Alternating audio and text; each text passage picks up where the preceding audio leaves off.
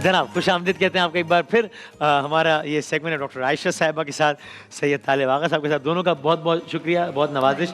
वो सेगमेंट अच्छा खैर है। तो सवाल कुछ आए हैं, लेकिन अगर मुझे इजाज़त दें मैं पहले क्विकली ये सवाल पूछूं तो कि बहुत सारे लोगों ने कहा है, पहले आप बता दीजिए क्या ये सूरज ग्रहण का लगना जिस तरह आज मैक्सिको फिर अमेरिका फिर कनाडा तो और कंप्लीट इक्लिप्स है वहाँ पे, कुछ देर के लिए अंधेरा छा जाएगा, दिन में रात का समय हो जाएगा, हामला खवातीन के लिए मेडिकली स्पीकिंग किसी भी तौर पर क्या नुकसानदेह है? दोनों हवालों से कि एक तो मतलब मैं अगर यहाँ है कोई रह रही है खातून और सूरज को गिरन वहाँ लगा है तो उनके लिए, या अगर कोई वहीं रह रही है जहाँ लगा है, कोई है नुकसानदेह या मेडिकली इसमें कोई हर्ज नहीं है? मेडिकली इसके अंदर कुछ कोई भी हर्ज नहीं है। हाँ, मेंटली हो मैं किसी को ख्याल, मेंटली साइकोलॉजिकली ये होता है कि जो घर की बुजुर्ग खवातीन हैं, हाँ। मुझे पता है कि मेरी मदर इन लॉ, मेरी मदर तो हमेशा कॉल करके बताती थी बिल्कुल हाँ बाहर नहीं निकलना बिल्कुल। अच्छा, और उसके अलावा कि कमरे के अंदर भी बैठे हैं तो बस सिर्फ सांस लेना है, हाथ भी ना हिले। जैसे मौलाना साहब कह रहे थे कि कहते थे घर के बड़े कि बिस्तर के नीचे पैर भी नहीं रखना है, हाँ पैर नहीं गिरन रखना, बिल्कुल बैठे रहना है। तो ये है, लेकिन बात ये होती है कि रिस्पेक्ट की होती है, वो उनके ट्रेडिशन और कस्टम में वो चीज़ है। और दूसरी बात ये कि वो फर्स्ट टाइम अगर आप एक्सपेक्ट कर रहे हैं तो और भी दिल में खदशात और वसवसे होते हैं। माँ वैसे ही बहुत सेंसिटिव होती है, तो you have to listen to them, आप उनकी रिस्पेक्ट वो करें, लेकिन medically it has nothing to do with. सही, तो मैं इसमें यानी यही कहूँगा, फिर भी गालिब साहब से पूछता हूँ कि यानी अगर आप करना चाहें तो कर लें, इसमें कोई फसाद की बात भी नहीं है कि नहीं जी कोई फर्क नहीं पड़ता तो मैंने तो ये काम करना ही है, मैंने कल। लेकिन ये राय आ गई दोनों हवालों से, मजहबी हवाले से उलमाए कराम ने राय दे दी है, तिब्बी हवाले डॉक्टर साहब की इसका मेडिकली या रिलीजियस एतबार से कोई ताल्लुक नहीं है इसका कि जनाब वो हामला खवातीन बाहर ना निकलें, पैर ना रखें बाहर, सांस ना लें, ये हो जाए, मेडिकली से कुछ भी नहीं है। ठीक है, अगर आप फिर ये बिद्दत में आ जाता है ना, if you are adding something to your. हाँ, लेकिन अब ठीक है अपना जनाब, अब आपका भी क्या ये ख्याल है इसमें? मैं तमाम बातों को सेकंड करूंगा, आपके जुमलों को भी और डॉक्टर आयशा वाले जुमलों को भी, कि इसमें कोई वो नहीं। ठीक है जी, तो सारी बात ही खत्म हो गई, तो मैं आगे भी फिर बढ़ जाता हूँ। तो अच्छा जी, वो कह रहे थे मेरा बच्चा दिन ब दिन कुछ, एक सवाल ये भी है कि कुछ खाता नहीं है और एक का ये कि बहुत वेट गेन कर रहा है बहुत ज़्यादा। वो घर का नहीं खाता इसलिए वेट गेन कर रहा है। देखिए ये बहुत बड़ी प्रॉब्लम है आजकल पेरेंट्स के लिए। आजकल पेरेंट्स के लिए ये एक इतना बड़ा मसला बन चुका है कि वो एक ऐप है, उसके ऊपर वो बच्चे कॉल करते हैं और चीज़ें मंगवा लेते हैं। हाँ, और ये है कि वो घर का कुछ खाने को तैयार नहीं है। एंड आई थिंक कि हर घर का ये मसला बन चुका है। देखिए सबसे बड़ी बात तो इम्पोर्टेंट ये है कि 2 हफ्ते के लिए आप बच्चे की 3 चीज़ें बंद कर दें। हाँ। सबसे पहली चीज़ वो चिप्स हैं, और वो जो आलू के चिप्स हैं फ्राइड, वो बहुत मज़े के होते हैं, लेकिन अगर किसी को ये पता चलेगा पेरेंट्स को कि वो गाय की चर्बी से बनते हैं, ठीक है, पहली बात तो ये कि बच्चे को पैसे तो आप खुद ही प्रोवाइड कर रहे हैं ना। माँ बाप आजकल वर्किंग होते हैं, टाइम उनके पास कम होता है, तो वो मतलब you know as a matter of love and care दे देते हैं पैसे। गाय की चर्बी से वो बनते हैं, उससे बच्चे का वज़न बहुत बढ़ता है। बच्चों को आजकल बहुत अर्ली स्टेजेस में डायबिटीज़ हो रही है और ओबेसिटी का बच्चे शिकार हो रहे हैं। अच्छा, बच्चों को आप घर में चिप्स बना के दें और आलू का छिलका ना उतारें, उसके अंदर विटामिन बी भी है और कैल्शियम भी है, वज़न नहीं बढ़ता। एक ये पॉइंट। दूसरी चीज़ जो तबाही फेर रही है वो है इंस्टेंट नूडल्स। हर बच्चा आजकल इंस्टेंट नूडल्स ले रहा है, आपके तो ग्रॉसरी के बिल्स डबल ट्रिपल हो जाते हैं। हर घर की कहानी है, जल्दी बनते हैं, होते बहुत मज़ेदार हैं। और आजकल कुछ इम्पोर्टेड नूडल्स आ रहे हैं जिसके साथ एक मसाला बनता है। मैदे का कैंसर, स्टमक का कैंसर, उसकी जो परसेंटेज इतनी ज़्यादा बढ़ चुकी है, और रिसर्चेस बताती हैं कि हमारा मैदा और पेट डिज़ाइन इस तरीके से नहीं हुआ हुआ कि वो नूडल्स को हज़म कर सके। आए दिन बच्चे कंप्लेन करते हैं पेट में दर्द की। आप 2 से 3 हफ्ते के लिए बच्चे के नूडल्स बंद कर दें, ठीक है, आप उसको घर की रोटी सालन पे लगाएं। एक दिन बच्चा नहीं खाएगा, 2 दिन नहीं खाएगा, आप उसको अपने साथ टेबल पे बिठाएं, तीसरे दिन उसको भूख लगेगी, खाएगा। और तीसरी चीज़ है कोल्ड ड्रिंक्स। कोल्ड ड्रिंक्स में फॉस्फोरिक एसिड है जो हड्डियों को रेजा कर देता है, और उसमें हाई फ्रक्टोज कॉर्न सिरप है। इतना ज़्यादा उसका शुगर कंटेंट है, इतनी ज़्यादा उसके अंदर कैफीन शामिल है। बच्चे हाइपर एक्टिव हो जाते हैं, चीनी से भर जाते हैं, उनकी बोन्स ख़राब होती हैं।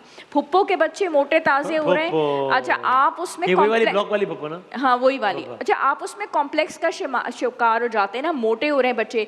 मोटापे से वो बच्चे सेहतमंद नहीं है, वो बच्चे बीमार हैं। आप उनका सीरम इंसुलिन टेस्ट करवाएं, उनको बॉर्डर लाइन डायबिटीज होगी। बच्चा शुड बी एक्टिव, वो पढ़ाई में अच्छा हो, he should be good at studies, आप उसको उठक बैठक कराएं, फिजिकल एक्टिविटीज़, लेकिन इस्लाम को फैलाने के लिए कबूल करना पड़ता है ना।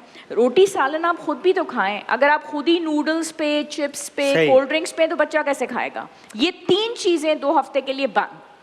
अच्छा, ओके, बिल्कुल बिल्कुल मुनासिब, ठीक हो गया। आप अगर इस बारे में भी कुछ बताना चाहें। दूसरा ये कि आप तिब्बी नबी के हवाले से या कुछ बताएंगे हमें, या मैं एक सवाल दांतों के हवाले से भी आया हुआ है, तो आप जो भी इस बारे में पहले तिब्बी नबी की बात कर लेते हैं। आज हमारा जो तिब्बी नबी में टॉपिक है वो है गोश्त, मीट। अल्लाह ताला कुरान मजीद में फरमाते हैं, और हमने इनको जन्नत में इनकी पसंद के मेवे और गोश्त बराबर से देते रहेंगे, मतलब जो लोग जन्नत में मौजूद हैं। और इसी तरह हदीस में आता है, हुज़ूर अकरम सल्लल्लाहु अलैहि वसल्लम ने फरमाया, दुनिया वालों और जन्नत वालों के लिए जो खाने हैं उनमें सरदार उनका गोश्त है। हाँ। तो जन्नत में भी गोश्त है, दुनिया में भी गोश्त है। इसकी अहमियत इस्लाम के हवाले से भी है।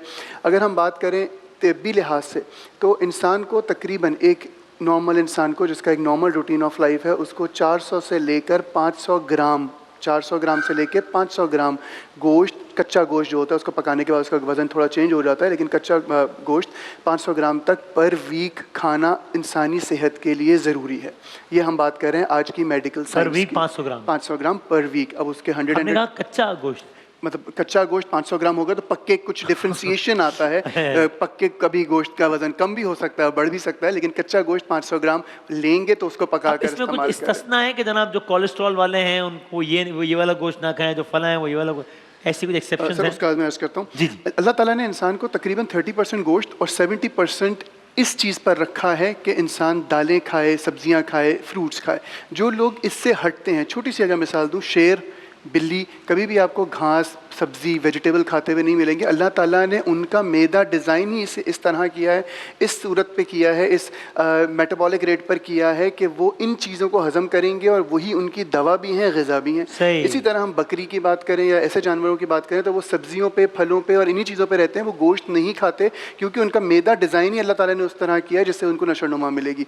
अल्लाह ताला ने इंसान को इस तरह डिज़ाइन किया है कि वो गोश्त भी उसकी ज़रूरत है और सब्जियाँ, फल, दालें भी उसकी ज़रूरत का हिस्सा हैं, जिससे उसकी जहनी नशोनुमा होगी, जिस्मानी नशोनुमा होगी और ओवरऑल हेल्थ उसकी बेहतर रहेगी। ठीक है। अगर बात की जाए गोश्त की, तो गोश्त हम 4-5 तरीक़ों का ले रहे हैं। बकरा, दुम्बा, गाय, मछली और कैमल, और इसके साथ ऊँट, और इसके साथ साथ मुर्गी। सबसे अच्छा गोश्त अगर आज की तारीख़ में है तो बकरे और दुम्बे का है। और आप सल्लल्लाहु अलैहि वसल्लम को पुश्त और जो ये दस्ती होती है इसका गोश्त ज़्यादा पसंद था, और आप खुश्क गोश्त भी खाते थे, मतलब भुना हुआ गोश्त भी पसंद फरमाते थे। और इसके साथ साथ ज़्यादा जो आपको पसंद था वो शोरबे वाले सालन, जिसको हमने पिछले टॉपिक्स में भी बात की थी, सरीद, शोरबे वाले सालन में रोटी डुबो कर खाना, हज़रत अकरम सल्लल्लाहु अलैहि वसल्लम को बहुत ज़्यादा पसंद था। और अगर इन सारी चीज़ों को हम अपने रूटीन का हिस्सा बना लेंगे तो हम अपनी सेहत में बहुत ज़्यादा फ़र्क भी महसूस करेंगे, और सेहत के लिए यही अच्छा है। आपने सवाल किया कोलेस्ट्रॉल का, तो बकरे का गोश्त कंपैरेटिवली कोलेस्ट्रॉल के पेशेंट्स खा सकते हैं एज़ कम्पेयर टू गाय वगैरह। चिकन सबसे ज़्यादा ख़तरनाक कोट करूँगा मैं ब्रायलर चिकन को, कि वो hormonal balances female male, overall heart issues में भी आजकल बहुत ज़्यादा है, क्योंकि उसको जो एंटीबायोटिक्स और तमाम चीज़ें लग रही होती हैं वो इंसानी सेहत के लिए बायस सेहत नहीं है। ठीक है, आखिरी एक सवाल दोनों जो है ना वो दांतों के हवाले से क्विकली, बट टाइम ज़रा कम हमारे पास, बता दीजिएगा कि जनाब वो इसके लिए, क्योंकि डेंटिस्ट का इलाज भी बड़ा एक महंगा इलाज होता है, तो क्या चीज़ें लोग कर सकते हैं ज़रा बेहतर रहने लगे? किस चीज़ के लिए? दांतों के लिए। दांतों के लिए देखिए, दांतों, हम चेहरे के ऊपर ही फोकस कर रहे होते हैं ना, कि चेहरा नज़र आता है वो, लेकिन दांतों की सफाई ज़रूरी है। एटलीस्ट अगर 2 दफ़ा दिन में हम ब्रश करते हैं, इससे बहुत फ़र्क पड़ता है। फ्लॉस मिल जाता है आराम से, वो ज़रूर करें। उसके अलावा ये सफ़ेद तिल के बीज होते हैं, सेसम सीड्स, जो हैं फुल ऑफ कैल्शियम, इसको आप लेके, ठीक है, और इसको आप रगड़ लें अच्छे तरीके से दांतों पे। ये स्क्रब का काम करते हैं, दांत बहुत अच्छे से वाइट हो जाते हैं। उसके बाद इनको चबा के खा भी लें, आपको कैल्शियम मिल जाती है। ये बहुत अच्छा काम करते हैं। और ये आजकल जैसे लेमन के छिलके, ऑरेंजेस के छिलके हैं, हम इनको फेंक देते हैं। इसका छिलका लेके और इसमें कुछ ड्रॉप्स आप डालें एप्पल साइडर विनेगर के और 1/4 टीस्पून बेकिंग सोडा। इसी से आप एज अ स्क्रब अपने दांतों को साफ़ कर लें। साल में 1 दफ़ा आप स्केलिंग करा लें, बेहतरीन दांत साफ़ होते हैं। लेकिन दांतों का ख्याल रखें, आखिरी स्टेज में जाके जब कैविटीज़ हो गई हैं, सत्यानाश, पान छालिया, ये सब ये ना करें। दांतों की ब्रशिंग, फ्लॉसिंग अमेजिंग रिजल्ट्स लाती है। आपको डेंटिस्ट की ज़रूरत ही नहीं है, इतना ज़्यादा खर्चा हो जाता है। तो जनाब। एक छोटा सा एक टूथ पाउडर बनाने की तरकीब बता देता हूँ जो आप घर में बना सकते हैं, जो कि टार्टर को भी साफ करेगा, दांतों को वाइट भी रखेगा अच्छा। और गम्स के लिए एक दवा का काम करेगा। बताएं, इसमें बताएं, सिर्फ बताएं। 4 चीज़ें हैं। मीठा सोडा 1 चाय का चमचा, 4 चाय के चमचे लाहौरी नमक, 8 से 10 लौंगें और 8 से 10 काली मिर्चें। इसका पाउडर बनाकर रख लें, 1 से 2 मिनट लगाकर रखें और उसके बाद वॉश कर लें। आपको पहली ही दफ़ा में बहुत अच्छा फ़र्क महसूस होगा, वाइटनिंग में भी, गम्स की मजबूती में भी, और जिन लोगों को पायरिया मतलब दांतों में ब्लीडिंग स्टार्ट हो जाती है उनके लिए भी ये बेहतरीन दवा साबित होगा। वाह वाह वाह, क्या बात, जबरदस्त। कल अब हो सकता है हमारी आखिरी नशिस्त हो, इंशाल्लाह। फिर ईद करीब आ रही है, तो आज आपने गम्स के बारे में बताया कि गम्स का दर्द दूर करने के लिए, कल कुछ पे बताया कि अगर गम दूर करना हो उर्दू वाला, तो उसके लिए क्या, खुश रहने के लिए, तो कि आगे ईद भी आ रही है रमज़ान, तो फिर ज़रा उस बारे में कल मुमकिन है तो हम अपनी इख्तितामी एक नशिस्त करेंगे फिर हम इंशाल्लाह। ईदी लेंगे ये बताने के है बाद। जी? ईदी लेंगे फिर हम ये बताने के बाद। देंगी ईदी मुझे या मुझसे लेंगी ईदी? लेंगे क्योंकि बुजुर्ग बच्चों को देते हैं ना, आप हमें देंगे। तो फिर हम दोनों फिर गालिब साहब से रुजू करें फिर, तो इसका अगर फॉर्मूला यही चल रहा है तो आप कल जरा मेहरबानी करके जरा बिल्कुल ठीक। कल सेगमेंट के इंतजाम में मैं और आप जो है वो गालिब साहब से रुजू करते हैं उल्टा इंशाल्लाह। चल रहा है यहाँ पे, जो सबसे कम उम्र है वो देगा। ये जरा नाजुक सूरत हाल हो गई है, इसलिए मेरा ख्याल है ब्रेक ले लें हम, फौरन ब्रेक के बाद दोबारा हाजिर होते हैं इंशाल्लाह।